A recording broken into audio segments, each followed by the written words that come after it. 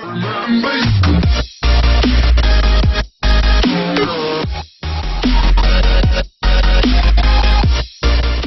most bizarre and unsettling moment in President Trump's bizarre and unsettling press conference this Thursday came near the end. Trump, who had been insulting the journalists questioning him for more than 90 minutes, declared that, "I want to find a friendly reporter." Then he spied Jake Turks of the magazine Emmy, a bearded man attired in a white shirt and black velvet kippah, skullcap, typical of ultra-Orthodox Jews. "Are you a friendly reporter?" Trump asked. "Watch how friendly he is. Wait. Watch how friendly he is. Go ahead." This is not normal. Presidents don't usually announce that they want an easy question. It's possible that Trump saw Turks's distinctive appearance and guessed that he would be friendly, since the ultra-Orthodox supported Trump at substantially higher rates than other Jews. In any case, the encounter initially unfolded as Trump desired.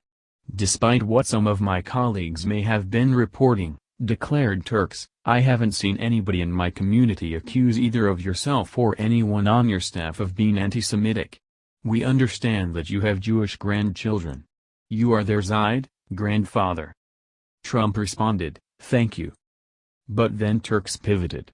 "However," he went on, "what we are concerned about and what we really haven't heard being addressed is an uptick in anti-Semitism and how the government is planning to take care of it.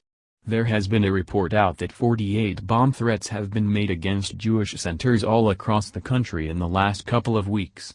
There are people who are committing anti-Semitic acts or threatening to." At this point Trump grew angry. He said he was gonna ask a very simple, easy question, Trump exclaimed, interrupting Turks. "And it's not a simple question, not a fair question."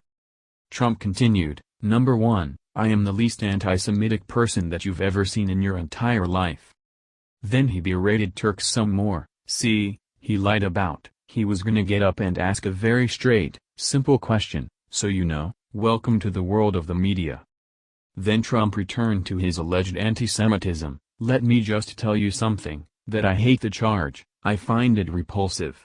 I hate even the question because people that know me and you heard the Prime Minister, you heard Ben, Netanyahu yesterday, did you hear him, Bibi?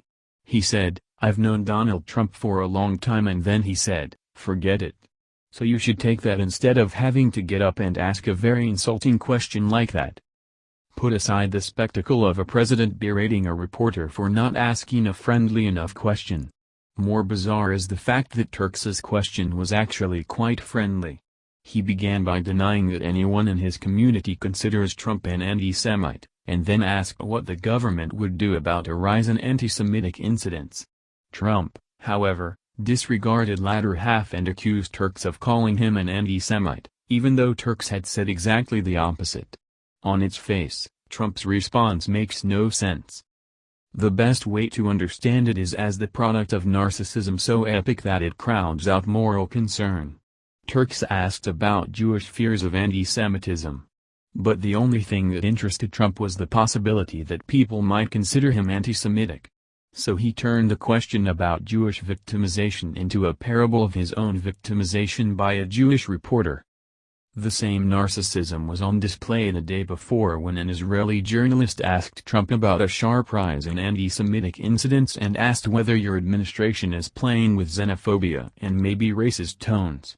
Here too, Trump was handed an easy opportunity to offer reassurance to anxious American Jews. And, here too, Trump spoke mostly about himself. He began by noting that he had won 306 electoral college votes. He then promised vaguely that we are going to stop crime in this country. We are going to do everything within our power to stop long-simmering racism and every other thing that's going on, because a lot of bad things have been taking place over a long period of time. And finally, in his only comments about Jews, he noted that he has so many Jewish friends, a Jewish daughter who happens to be here right now, a Jewish son-in-law, and 3 beautiful Jewish grandchildren. He didn't say anything about rising anti-Semitism at all. The problem isn't that Trump is anti-Semitic. It's that he's more upset by the charge than by the actual anti-Semitism growing around the country, some of which his supporters are perpetrating. He's like the Breitbart types who think whites suffer more from being accused of racism than African Americans do from actually experiencing it. Presidents are supposed to show empathy for their anxious constituents.